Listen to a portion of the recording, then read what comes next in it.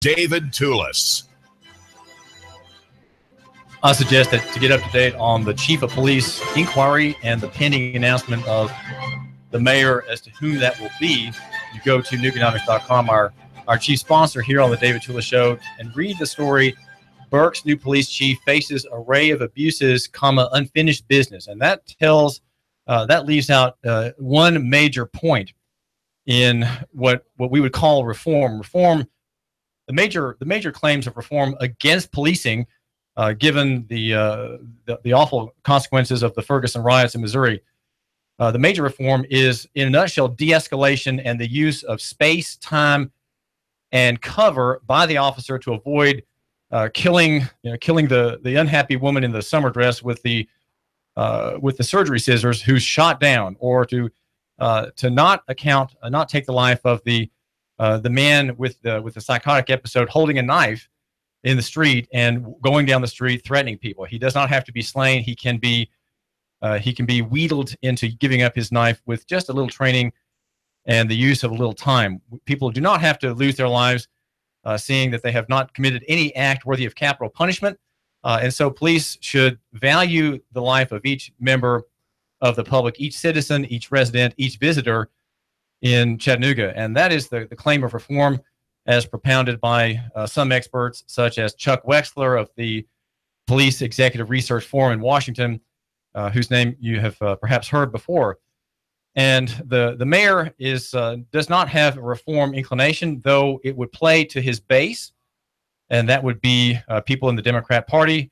There would be many black people, and many poor people would perhaps be cheered and heartened by a reform chief of police. Not in view still.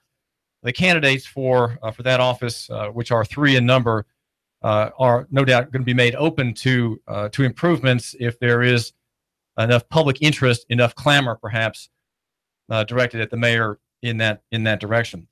Now so go to Nooganomics.com and read about the unfinished business. There's several points sort of in this direction, and one that I want to mention is that I don't deal with in any detail in that analysis is the need for Miranda warnings to be given at traffic stops. That is not done, and yet in Tennessee, once the blue lights go off, you are under arrest. You are under arrest on the side of the street, and I would say you need to have your rights read to you under the Miranda versus Arizona opinion, which is controlling today on that point. So no one should be arrested without having their rights Mirandized. At the Coonrod traffic stop in mid-June, there were some doings in city court this past Monday. Officer Lentz did not read the man behind the wheel his rights, nor Mrs. Coonrod, city councilwoman, her rights, and that was required. I suggest, and would be a gracious offer by the city police upon and in favor of members of the public. Now, Franklin McCauley oversees ChattanoogaConnected.com, Chattanooga Connected, which is a racial harmonization effort, a personal effort by him and his wife, Teresa. And he's 77 years old, a longtime educator from the noted McCauley family. And he's had 22 dessert conversation events involving 400 people here in Chattanooga. And there have been 15 leadership dinners, and that's among a team members, 17 black people and 15 white people. And altogether, 1,000 people have been at his house in Chattanooga to deal with the hard feelings between the races, between the black and the white race. And Franklin has something to say that we didn't get to yesterday, and he wants to take a moment of your time to tell of two things that we didn't mention that need to be brought up now. Franklin, what is on your mind? What needs to be heard today in the context of the pending naming of the chief of police? Yesterday, I did not get to tell you two stories that made a great deal of difference to me. When Teresa and I were in Kirkwood, and I was principal at Kirkwood High School, a young black female was given a choice by her parents of moving back to a place they had been where she knew the school was inadequate, or staying in Kirkwood. She had to stay with somebody, and she was too good to let go. My wife and I took her in for 2 years. She stayed with us. right beside the high school is where I lived. We'd had two biological daughters go through the school. They had dated mainly, of course, white boys, and nothing ever happened in terms of their riding down the streets. But when this young black female came to live with us for the 2 years, in the first year, her black boyfriend was stopped 4 times on the road driving either to or from our house for what we believed was driving while black. We were friends with the police chief, and eventually, finally, after the 4th time, my wife went over to the office of the police chief, said, "Look, this is ridiculous," and spelled it all out to him. He was incredulous that it was happening, but David, it stopped that second year. Never happened again. The other thing I wanted to tell you was that just last week, a former student of mine from Howard, she is now 65 years old. We've been friends. Our families and her families have been friends for 47 years. She is a black professional. And when we were talking, she called just the other day just to talk, as we do. She's in Seattle and very successful professional woman. But we got on police and black people. And she said, "Franklin, I tell my grandson all the time, have no contact with police. Don't go near police. Have no contact." I said, "Doris, that has to be? That's mandatory." She said, "Franklin, that's mandatory." Now, here's a woman, works with white people all the time. She has no problem with white people, but she felt like she had to say that. Now, the question you asked me was, okay, so Franklin, what do you tell the chief of police coming in? David, I don't want to do this as a pride factor, but let me tell you, I think the chief of police coming into Chattanooga has to do exactly what I did with that school, Kirkwood High School, which was under an Office of Civil Rights grievance when I took it. And in fact, proven against the administration. Nice older gentleman principal, white guy. He was a nice guy, but he didn't oversee his deputy, his assistant principal, and some other people, some other teachers who were out of order with the kids. And my job was to come in and do something about it. And I knew it the first week when I had to suspend a black male for fighting another black male. First week, another black male. And the black mother came in there with her son, and I'd already called the home. I'd already talked over the phone, but she came in with her son and walked right in by my secretary, right into my office, right straight to me, stopped right at my belt. I'm sitting down, no desk in front of me. And she walks right and she says, "I want to tell you, I know what you white people are like over at this school." And she was threatening and demanding and intimidating. But David, the difference was I knew what was going on in her mind. She knew that the former administration had been adjudged guilty of racism. And this was a white male and a big Southern white male. And she felt he was going to do the same. And she was going to let me know she wasn't going to take that stuff. And her kid was coming back to school that day. Now, I did what your guy that you've cited, Wexler, I did exactly what he did, what he talks about, and what you've talked about. Time. I looked right at her belt. I didn't look up at her face. I said in a very calm voice, "Miss Smith, you need to back off me and go over and sit in that chair, or I will have to call the police." And I use that word. But she heard my voice.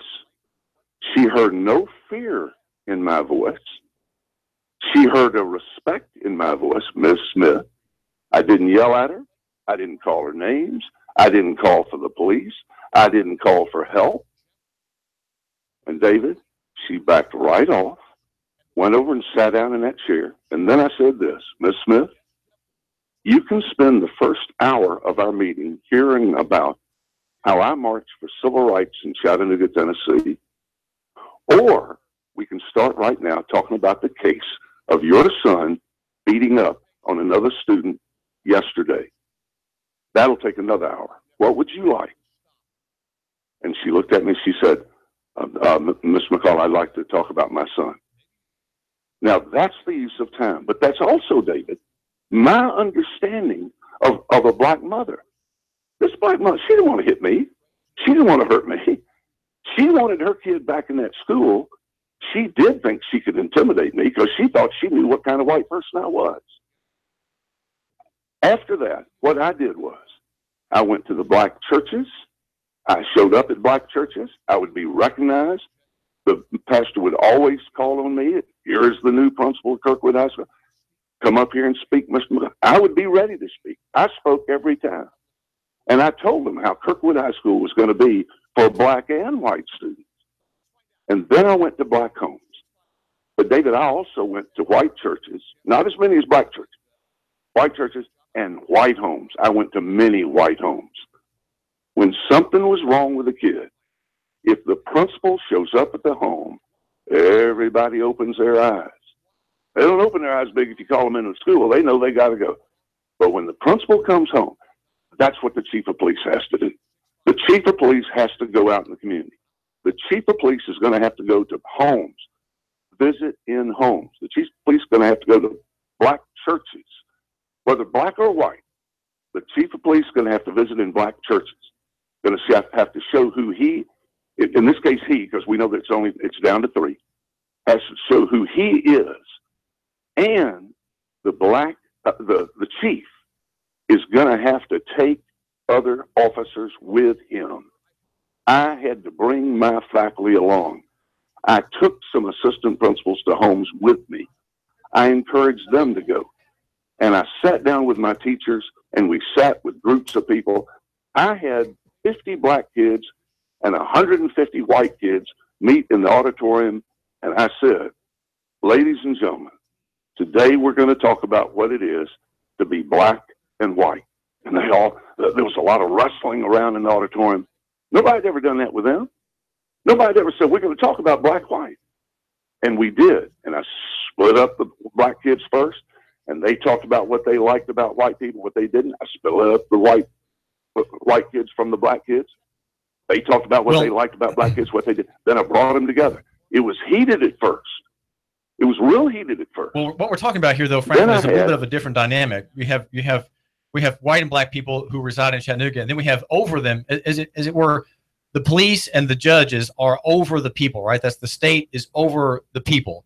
The state is there to provide protection of the innocent, and to provide also it's called the ministry of the sword in the scripture, a sword against evildoers, robbers, rapists, malefactors, shooters, gang members who are killing innocent people and the like. They are to be in terror of the police. They should be. They're violating God's law. They're violating man's laws as well.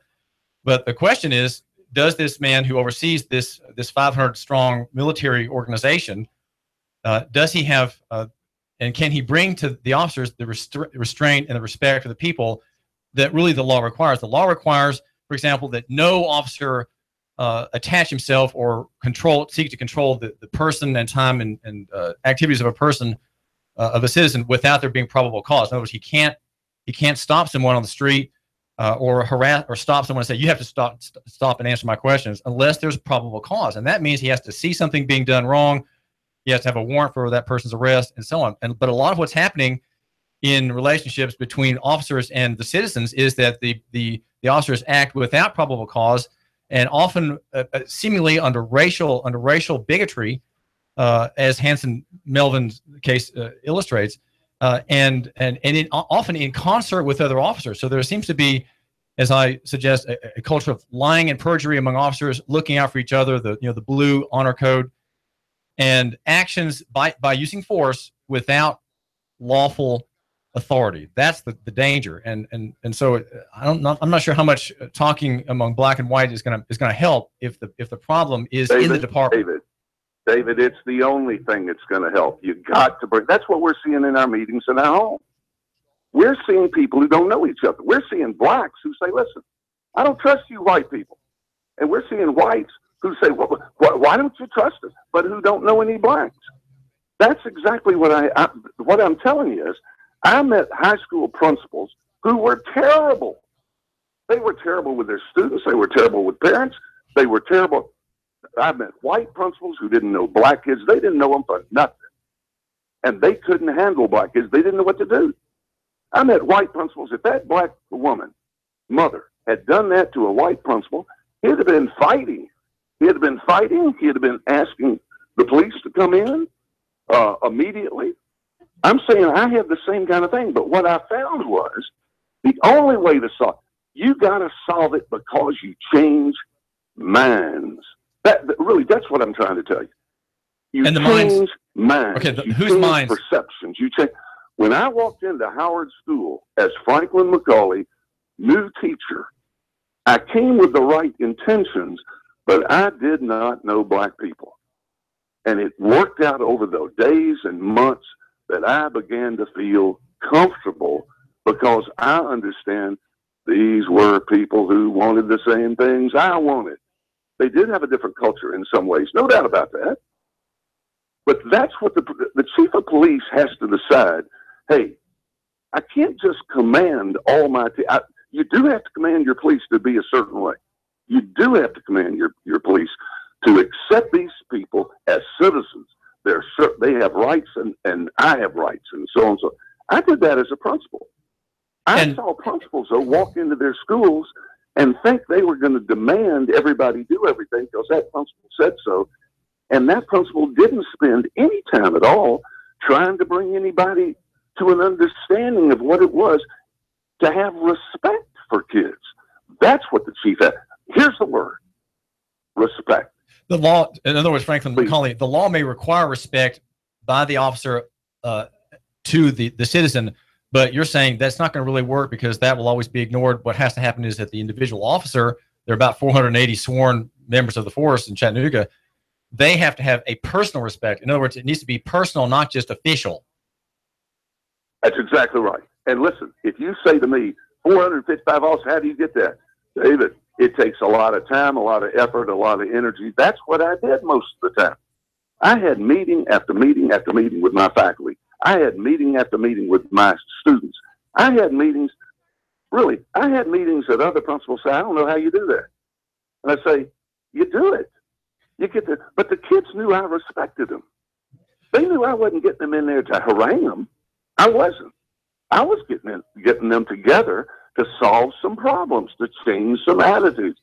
It's attitude, it's culture, it's perception, it is respect. We are going to respect. Every single day, almost every single day in that school, I said, over the PA, over the public address system, ladies and gentlemen, we're at Kirkwood High School. We're going to make this high school. We're going to show the respect to every single kid in this school. By the way, I got to tell you something. When I respected the gay kids and the lesbian kids in our school, some of the ministers called on me to be fired. And I said, what do you want? You want a safe school or not? You want some people to be able to be harassed and hazed and the hazer, the abuser, to get away with that? And then they'd say, well, no, but don't talk about the gay and lesbian. I said, wait a minute. I talk about everybody. We talk about every single student in this school. The chief of police has to engage his officers with the fact that every citizen in this county, in the city, every citizen is going to be respected, regardless of who they are. Now, listen, David, I understand something else. When a policeman, when an officer, black or white, male or female, is out in the street at night, doesn't know the person in front of them, that's a different situation than me as principal standing in my hallway in Kirkwood High School. I do understand that. But that's why I take so much training, so much working with, and that's where I got on something yesterday that I didn't know how to finish. And that is, we got to do a lot more work with our kids in the schools. We got to educate our kids. We wouldn't have half the gang members on the streets, David, if we'd done a better job in our schools getting our kids to the point where they got excited on something in the educational realm. And David, we're not doing it. Half the white people in this county don't care what's going on in those black or Hispanic schools. I know it because I talk to them. It goes over their head. some of the grandparents tell me, well, I don't want to pay any more taxes. I've done it. My kids go to school. My grandkids go to school. I don't want to pay any more taxes. Right. We're leaving it to the experts. Well, listen. I know it's a new question, but David, that one counts too. This is David Tulis and Franklin McCauley. Thank you for joining us today. Thank you. Thanks. Appreciate it. We're talking with Franklin McCauley, who runs Chattanooga Connected, and that's at ChattanoogaConnected.com. And he's talking about the great duty that the new chief of police will have once he is named by Mayor Andy Burke, and that will be respect, teaching respect and encouraging respect by officers among the citizens, and having a great deal of relationship with people in Chattanooga, because in a way he is a representative of those people seeking to bring law and peace among them. This is David Tulis, Nooga Radio. Thanks for joining us.